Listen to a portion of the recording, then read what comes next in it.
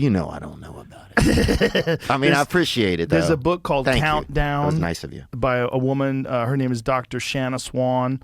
And she came on the podcast and she explained that there's certain chemicals that are in plastics and in some fertilizers that are disrupting the human body endocrine system.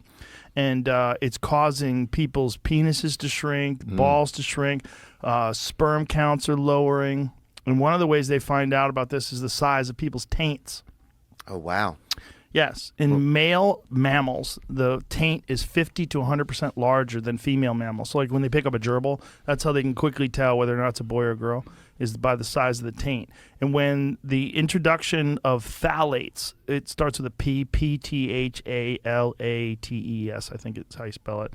You say phthalates. And phthalates are a type of chemical that disrupts the human body, and because of the use of petrochemical products, the increase of phthalates into the human body from contamination has caused people's taints to shrink, balls to shrink, dicks to shrink, sperm counts to drop, and miscarriages to go up. And they think that if you think about that, like that is like causing gender to just kind of compress and to become like more ambiguous.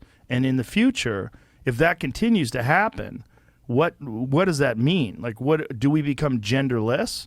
And then what do we do to try to keep the human race alive? Well, we may revert to genetic engineering, like some sort of a